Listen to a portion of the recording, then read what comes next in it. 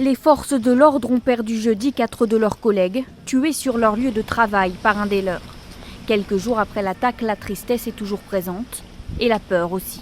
On pense que ça peut aussi se passer dans d'autres commissariats, et on imagine toutes les conséquences qu'il peut y avoir aujourd'hui dans les services où la suspicion peut s'éveiller sur son voisin parce qu'il a changé de comportement. Emmanuel Macron a appelé à la vigilance de tous pour lutter contre la radicalisation.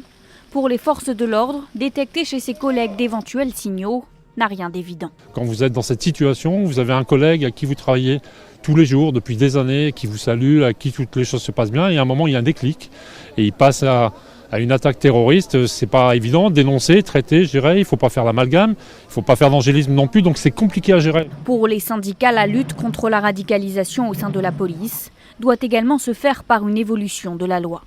Et là, le politique doit avoir le courage de dire tout cas de radicalisation doit obligatoirement être exclu. Un licenciement, une révocation de la fonction publique pour radicalisation ne doit pas être susceptible d'appel. Le ministre de l'Intérieur a déjà demandé que toutes les alertes liées à la radicalisation fassent l'objet d'un signalement automatique, sans apporter pour le moment plus de précision.